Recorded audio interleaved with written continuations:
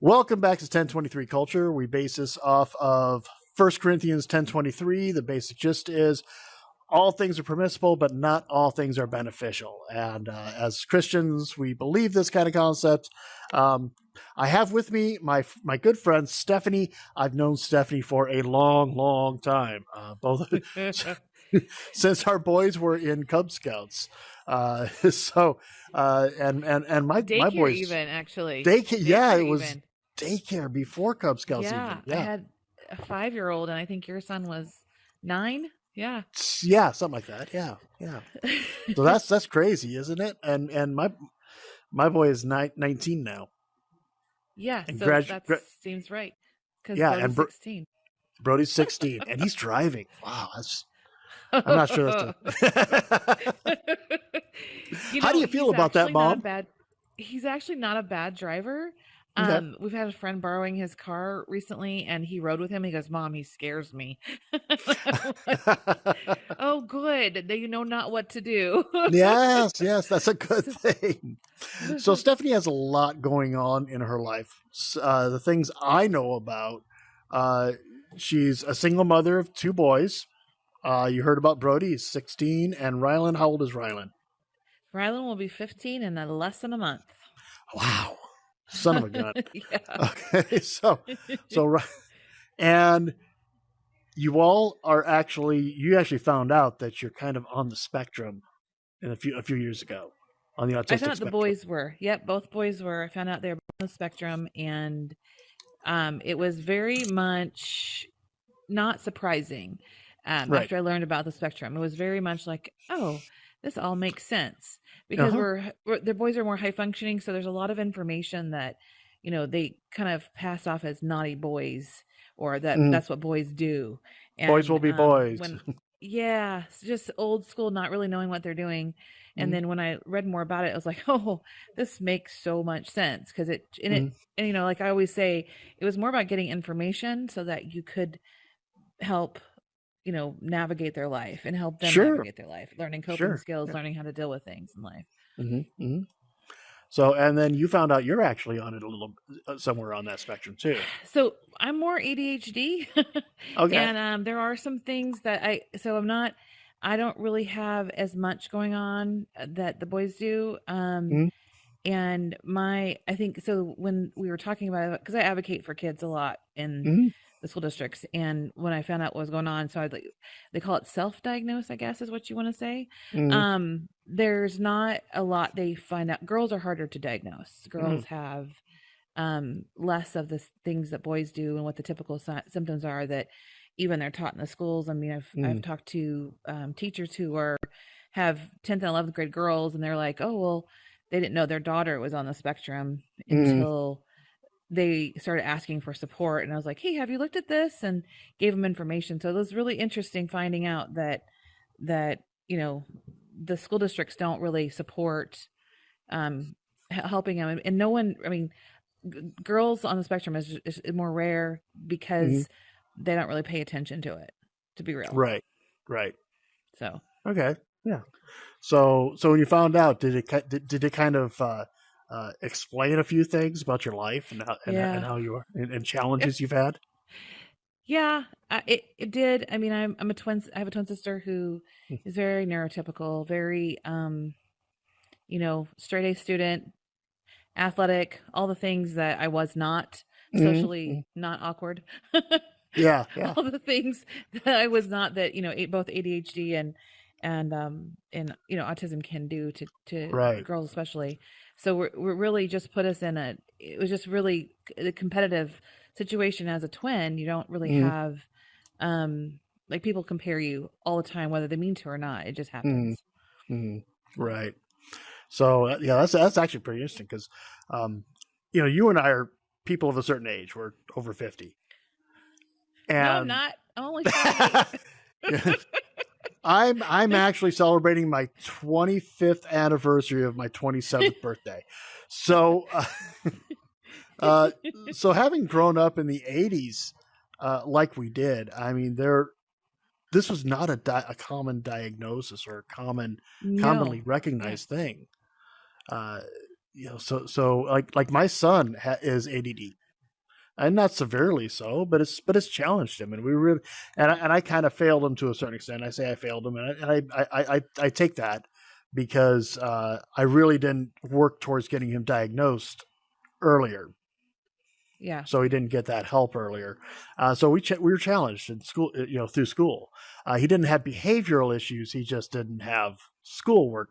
He has schoolwork attention issues. issues. Yeah, Yeah, issues. exactly. Yeah, he didn't have the hyperactivity necessarily in any way, shape, or form. So on top of that, you have this genetic disorder called Marfan Syndrome.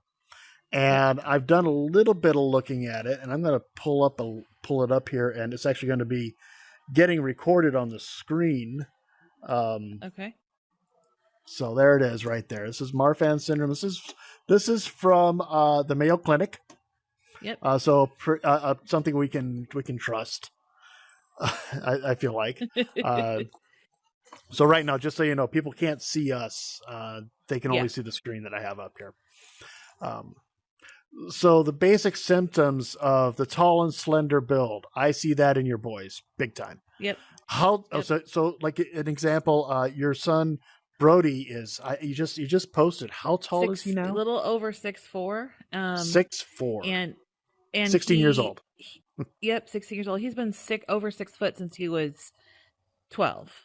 So he's been pretty much a big kid. And it's crazy because when I was a kid, I was also, if you see Ryland's body, he's tall and slender as well. And his body really much, it does reflect kind of where I'm at. And because you are tall. Really excited right now. Yeah, but I was also very thin back then too. And Yeah. so it was very interesting seeing, like, I've met a whole bunch of people on the spectrum. I've met a lot of people who've dealt with Marfan for a long time.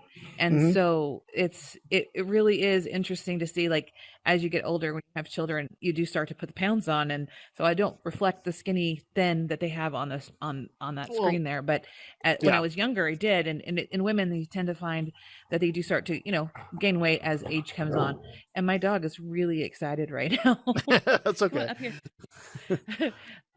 So it's just, it was how I wasn't diagnosed until my boys were diagnosed. And the diagnosis process started when Brody was 2, and he had Kawasaki's disease, which is also a rare condition that, follows you for your lifetime. And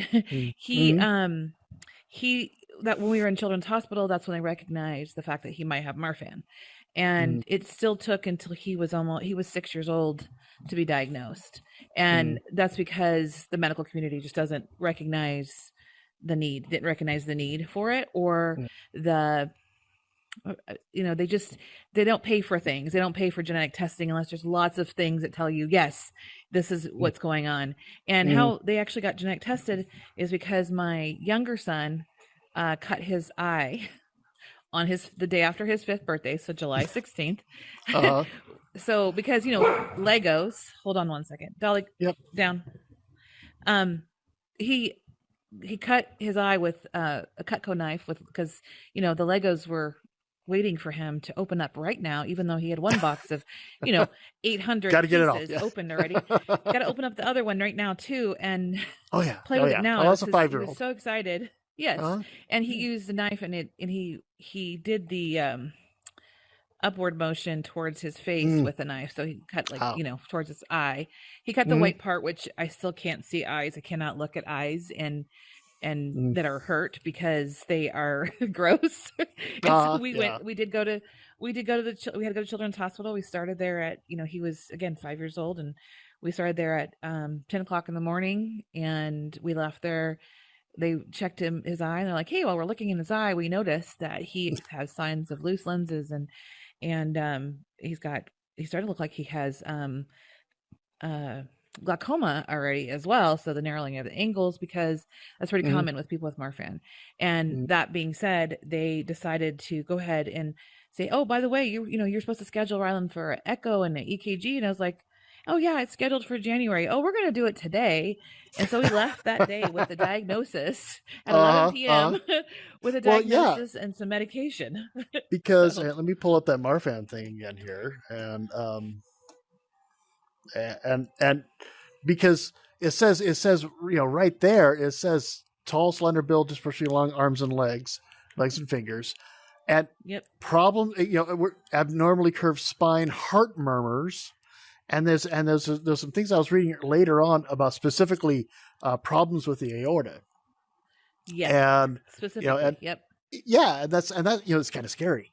It's kind of. How did you react when you heard these things? Because you're a single mother. You're a single mother at this time. Okay, you got a 5-year-old, a 6-year-old, and you're getting this diagnosis.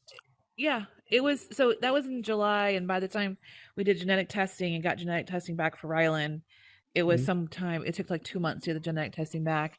And by October, the beginning of October, both boys had a full diagnosis of Marfan with genetic testing. And they said, you likely have it. If you don't have it, we would be surprised.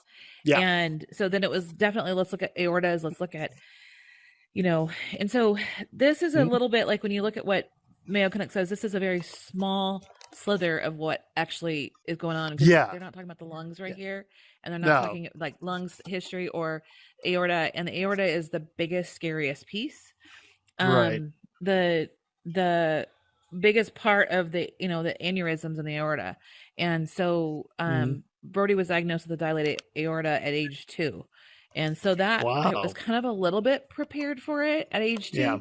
Or after I got the information, but after that, it was kind of we just over and over, we started talking about different things. And so both boys have a mitral valve prolapse as well. And they have enlarged aortas. And so we actually have them checked every year. And every year we actually were just at the doctor yesterday. And every year we get a different number, and we decide whether or not what needs to be done next. And so they take medication. And just because you have Marfan doesn't mean you have all those symptoms, or all the items, right? So Brody doesn't have the scoliosis, but Rylan is starting to show signs of scoliosis. Okay. And but Brody has 0 problems with his eyes, but Rylan has a ton of problems with his eyes. Brody deals with the pain that comes with Marfan a lot more than Rylan does. They both get headaches. They both have, there's a lot that goes on that some days are just like, wow, how can one person handle all this? And we just handle it.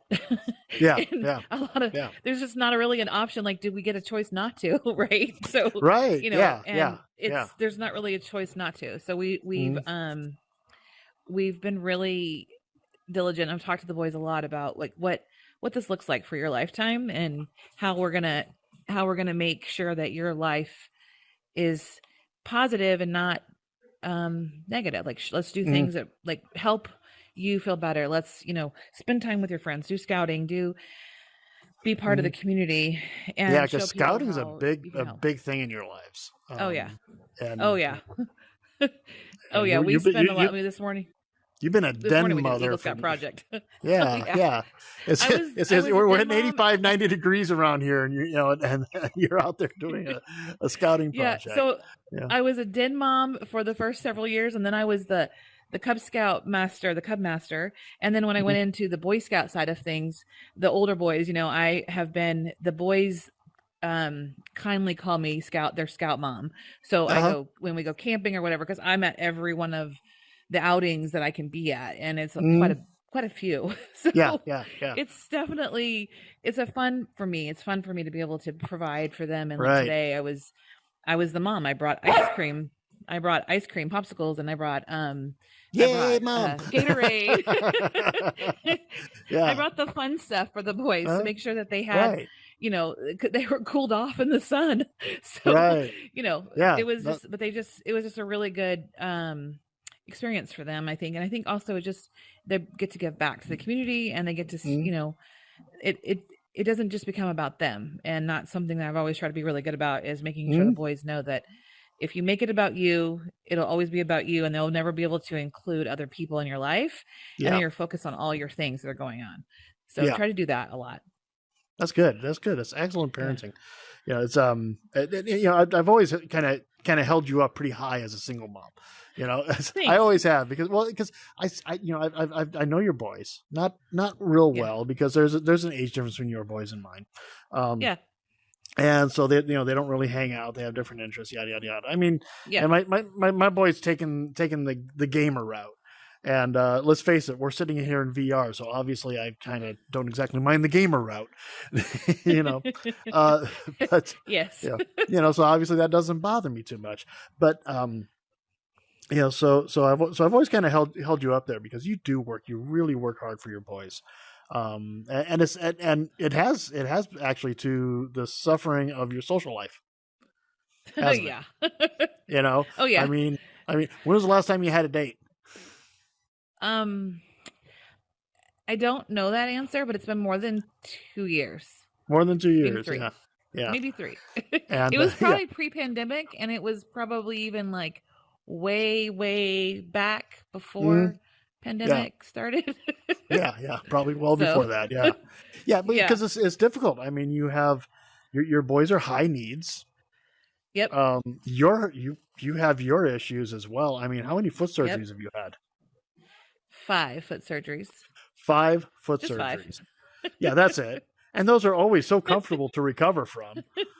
Oh, yeah, especially when there's not the non-weight bearing ones are my favorite. Oh, yes. So you get to sit the entire time.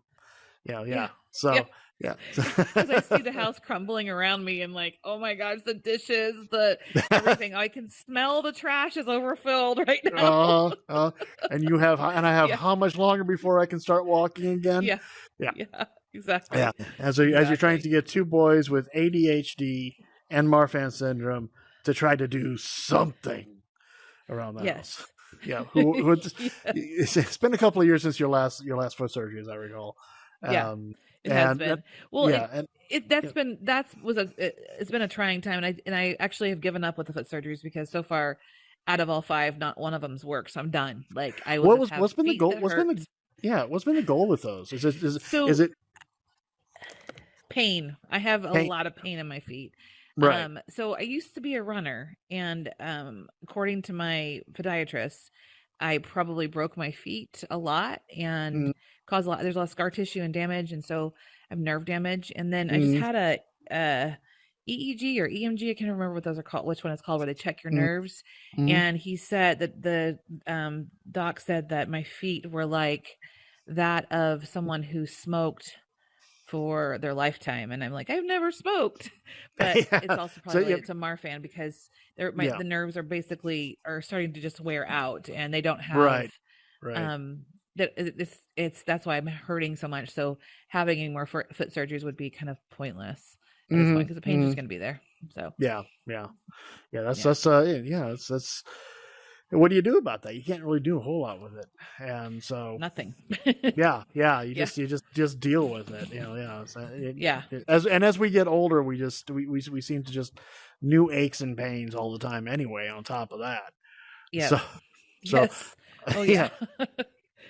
So do those have to come? I wouldn't mind not having so many of those. So where do you go with the concept of we talk about social life, but work? How do you how have you handled that? I mean, now obviously with your boys older, it's much easier, of course, and I recognize that. But when they were younger and they had all these all these challenges, how did you work? It was hard. I was definitely low income, still am to a sense because it is a single income family, because it is just 100% me. I worked for a company as a 1099 employee, so basically zero benefits, zero, no paid holidays or no paid anything. It's just I got paid for what I did, and it was basically there's like I said, zero benefits of that except for at tax time I can write off my interest on my car loan, things like that because I use it for work. But it was more of because I was able to say I've got a schedule that with my boys, because at one point in time I was taking the doctor 3 times a week, and so I was working 2 days a week, 2.5 days a week, and then I'd work Saturday. So and it would be the boys would be in tow with me. I remember showing a house with them in the car, And I mean, it was in the winter, so it wasn't terrible, but in the summertime when I had a show, I'd make them sit on the back porch. Go sit on the back porch. Don't talk to anybody.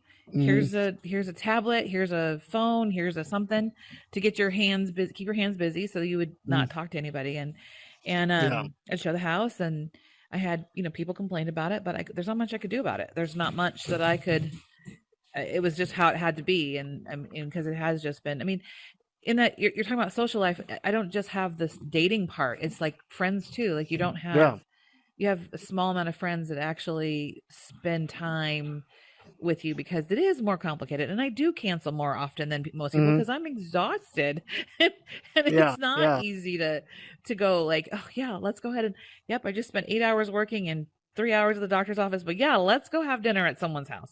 Yeah. Let's go do that. When I come home, take my work clothes off and make a sandwich. Yeah, exactly.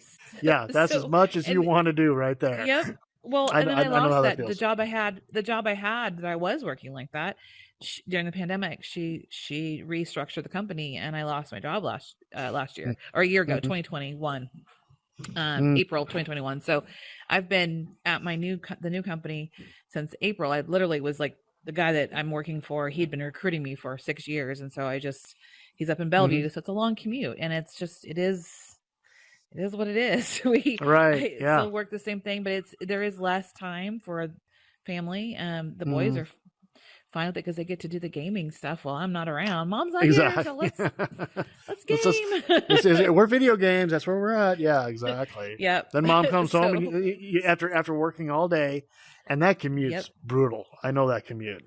And it's exhausting. Is it over an hour? Oh yeah. It's over an hour one way. So in the morning, because I don't go in until I don't hit the office until 9:30. I miss a lot of the major traffic, but I get there at like 58 minutes, and on a really good day, it's 49 minutes, and I'm really excited. Yeah. So, but most of the time home, it's about an hour 15.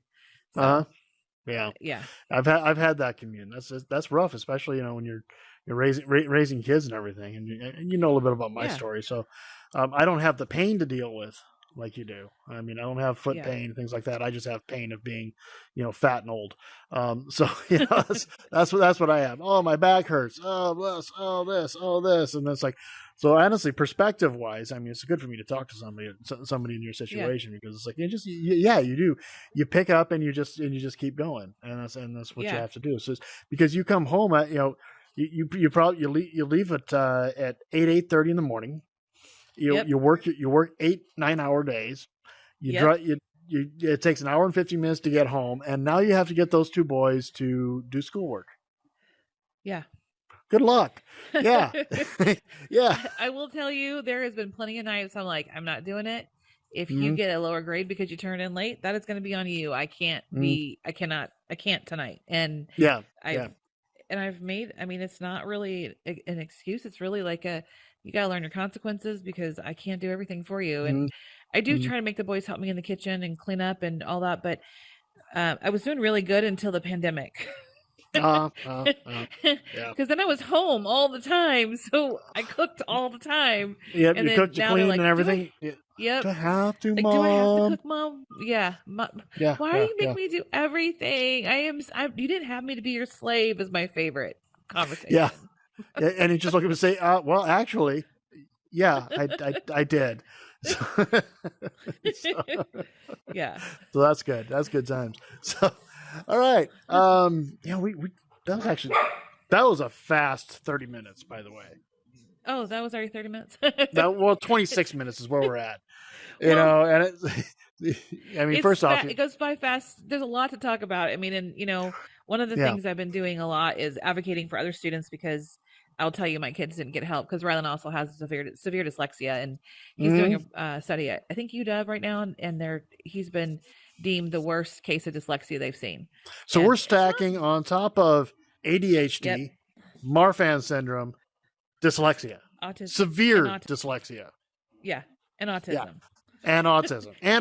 And wait, this teenager on there. And a teenage boy. On top of all of that, you're also... Oh, So we're gonna so start a I've been we're gonna start a GoFundMe for you to have beach time. okay, I need that. But that's, I mean, with the boys, it's just like, I see that our school system is so broken and our students aren't getting the support they need. Just even being diagnosed with dyslexia it's the oldest learning disability on record and the least diagnosed because and the least supported. We have the most, like, especially in Washington, I think we were 50th a few years ago for special education, 50th, the bottom. So we were below Kentucky. Okay.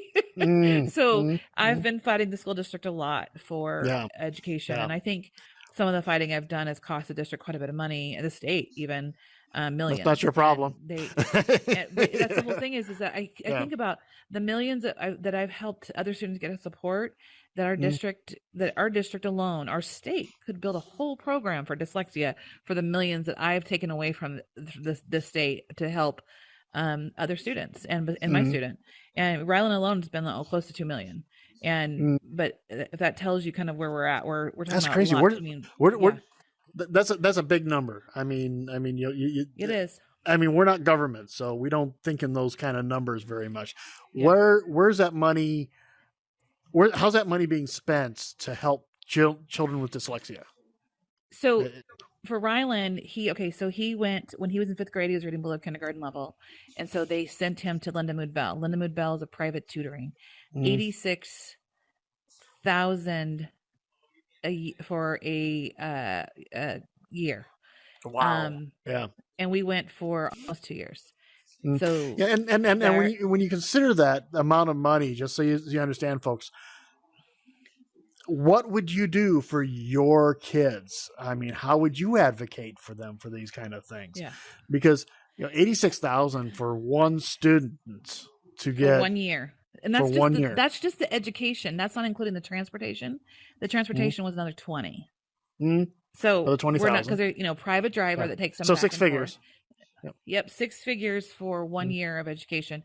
And he had Linda Mood Bell services, and that's one of the top tiered programs for dyslexia for 18 months. And then we started going to another private school, and it's almost 70,000 a year plus the school, plus the additional supports that they've had to put in there for him, and of course transportation. And so and then all the other, we had Linda Mood Bell for almost 2 years, and then we've had a couple supplements from Linda Mood Bell as well. So it's been quite a bit of money just for Ryland, and he is made huge successes. He's doing a lot better. I mean, he's still reading at 3rd grade level as going on his 10th grade, but he's decoding words at 9th grade level, and he used to never read his work before he started doing it, and now he's reading his work. He's reading it, and he's not waiting for someone to read it to him. That's so there's a lot cool. of things he's doing to make success. And the teacher that he's working with she's amazing. She's been doing this program, I think, through UW, and it's a boring program. And Ryland tells me all the time it's boring, but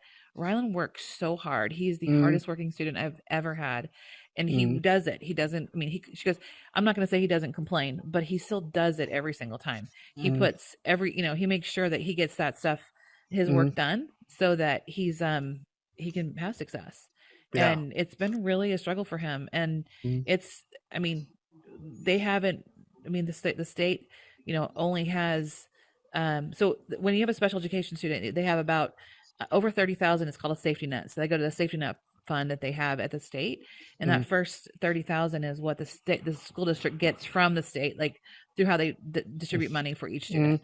And so the district isn't getting that money. It goes, because all that money is now going to this other programs that he's in. Yeah. So, and the district hates it. And they don't like that. Also, they don't like that. They don't like it. And and they really hate it when they see me in the meeting, like, hey, oh crap, Stephanie's coming to this meeting. Oh no. Because in this year alone, I've sent 5 from the school district we're in. I've sent over 5 students to outside placement. And last year I've sent a few. And so we've spent a lot. That's a lot of money. It's a lot of money for kids. And it's just, again, and then most of these kids have dyslexia, or they are on the spectrum with not enough supports through the district. And that's just where we're at. And it's unfortunate. So, So you started out, did you have any guide on advocating for your kids? No. How did you learn? What were your first confused, scared steps that you did?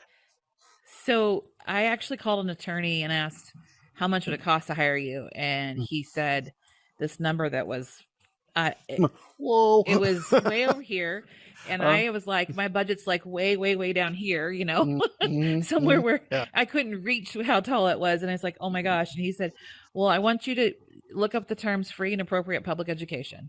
That's a federal law. Look that up, start there, and see where you go.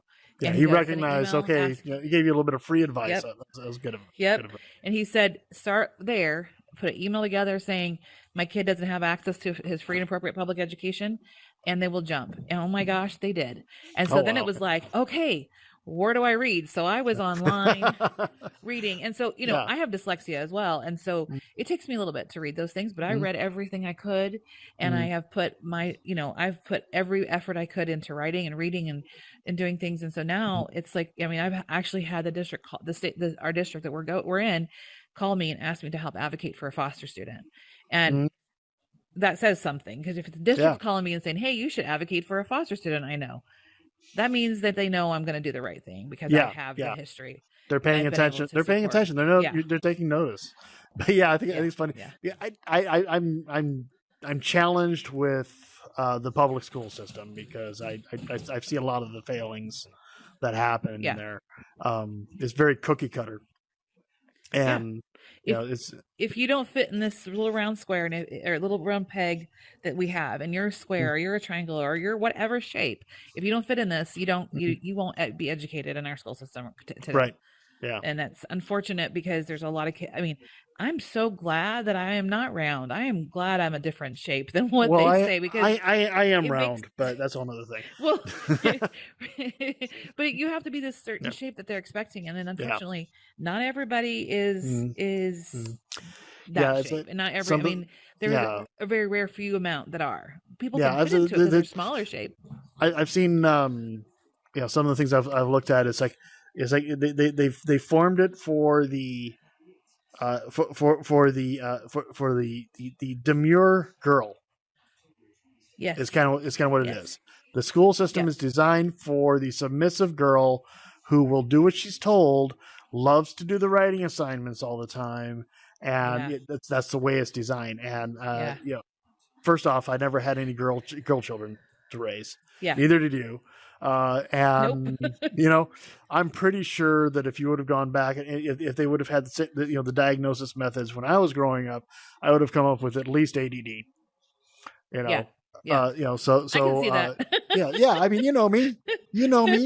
I'm a little bit of it's totally there. There's a study that's out there, and it talks about how girls learn and how boys learn. And one of the things is, if you can send the boys out to the playground for 30 minutes and have them run straight, play hard for 30 minutes, bring them back in the classroom and teach them what you were teaching the girls for that 30 minutes, and they will learn it in 15. Yeah. So. Yeah, and that's that horrible phrase, "boys will be boys" concept. It's just. People learn different, and it's not about, and it's even still, it's not even about the boys or girls. There are plenty of girls that learn that same way. Yeah, but if you at all say that in this current environment, it's people get offended. So they do, and that's and like I said. We're this is really I've really had fun with this. 36 minutes, and there's only about 2 minutes at the very beginning I'm going to cut out because we hadn't actually started talking yet. That's kind of how I feel about this. No, because this it's kind of eye opening too. But even though I have my problems with the public school system, I never dreamed that it could be this challenging for things. And so how old were your boys when you started advocating for them? Rylan was in kindergarten, and I kept saying, I'm dyslexic and I'm watching my kid do the same things I did, and it's worse. I'm watching him. And then for Brody, his was all deemed behavior issues, and his first grade teacher said, I don't have time for kids like him. And I'm like, wait, kids aren't born bad. kids aren't born bad. They need to have either one, be identified as someone who needs additional support. They need to understand. I mean, and Brody, I mean, that's not too long after that, after first grade, Brody was diagnosed with autism, and the noises and the, the rigidity that autism is, he didn't know. I mean, they didn't know how to handle it, and they still don't know how to handle it, just from what I'm dealing with on a regular basis. And it was early in their education, and there was no guide. There was no one there to help me. So I'm like, there's no reason any other kid should suffer. And the reality is that a lot of people don't know they can fight for their school. They don't know they can fight for the education, and they believe, oh, your kid's being bad, so that kid gets in trouble at home. That kid's getting, give me that phrase again. Give me that phrase again. The lawyer gave you.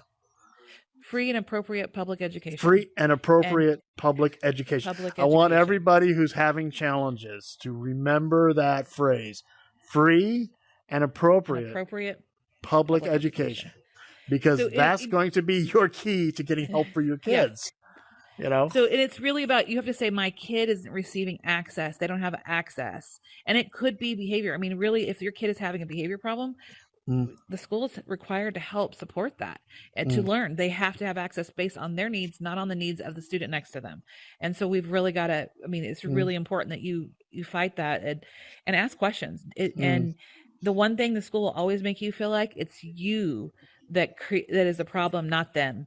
And so remember, you're not the problem if you're asking for help. If you're asked for help anywhere else, are you the problem? No, just at the school.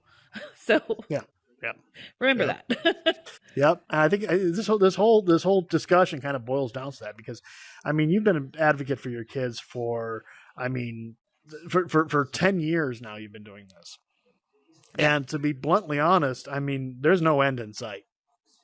No. I mean, yes, you still have they'll graduate high school. Maybe they'll go to college. Maybe they won't. Who knows? With the challenges they have, they might say no. But even after that, you're still going to be mom as you support them in becoming adults. So I was doing this Eagle Scout project today, and I'm watching these kids that we consider adults, 18, 19.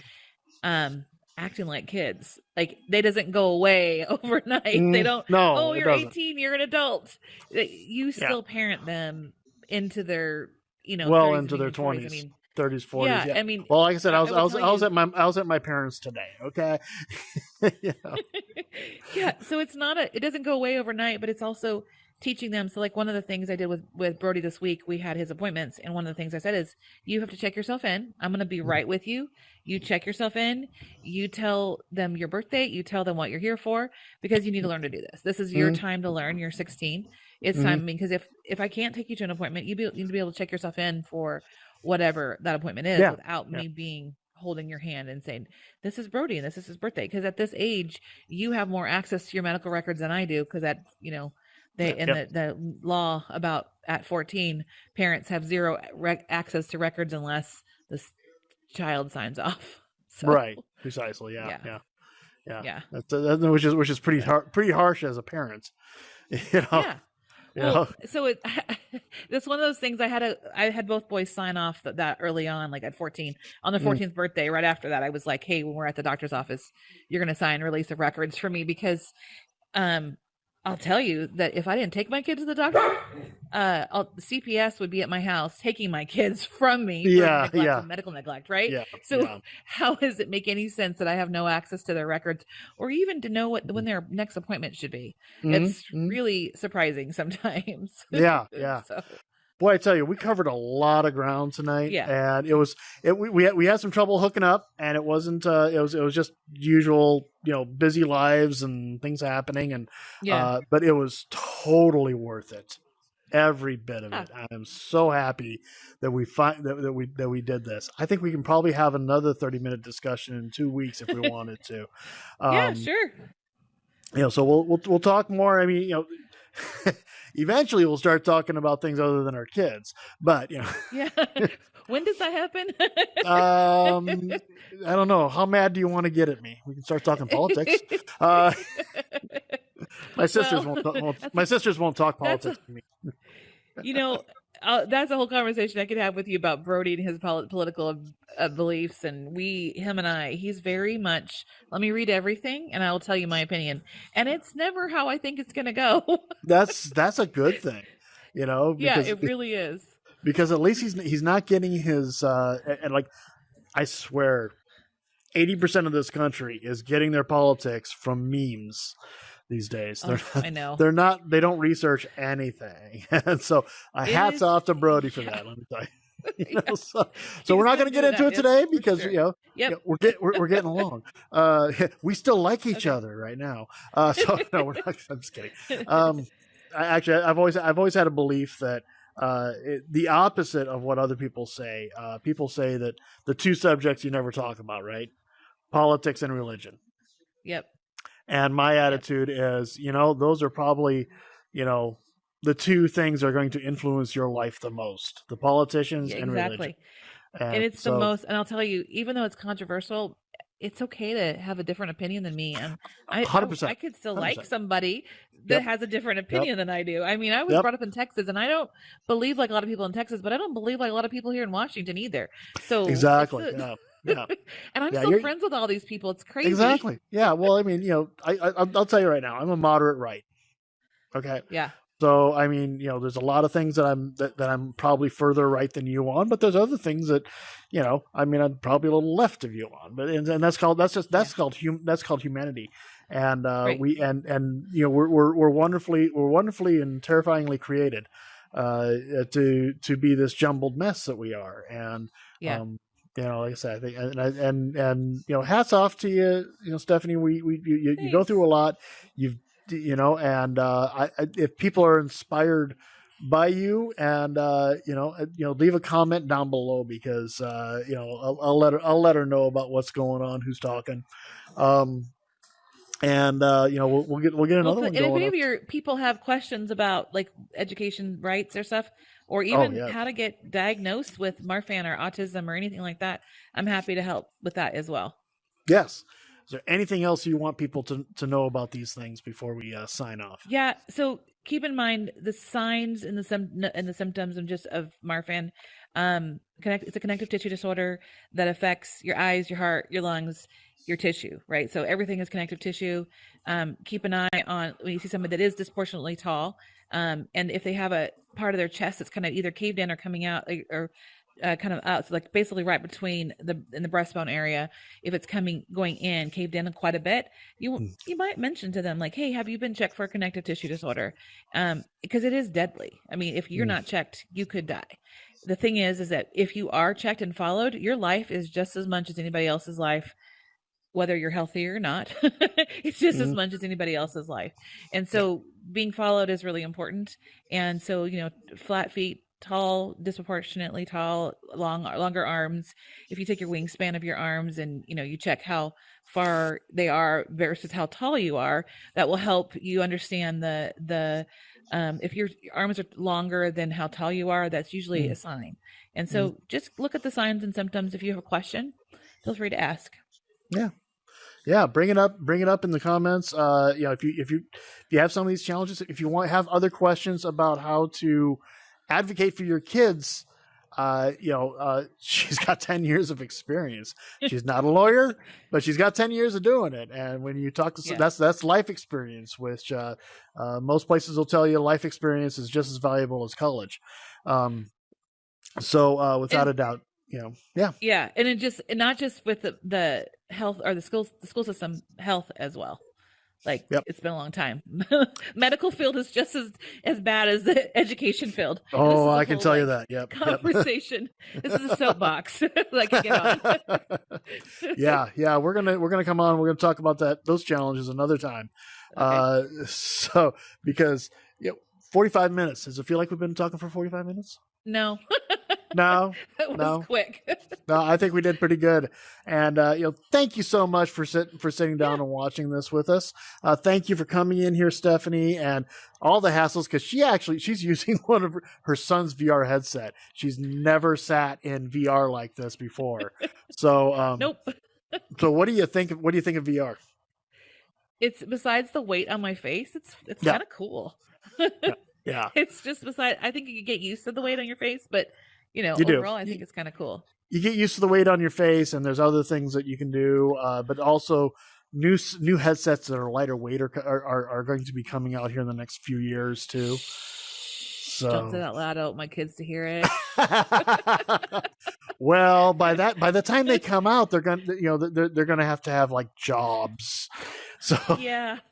because I'll tell you, my son, I'm using the Oculus headset, and so are you, because it's the cheap one, to be straight up. It's $300. All right, $300 and you're in VR.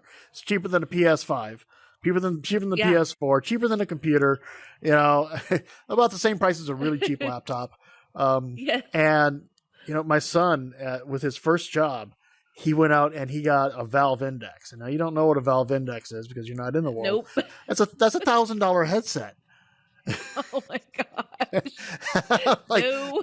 I mean, yes, it's a night and day difference between this and the Valve Index. I mean, there is a definite difference. You see a huge difference in it. But holy cow, no, I'm not there. I'm too cheap. I'm still wearing clothes from 10 years ago.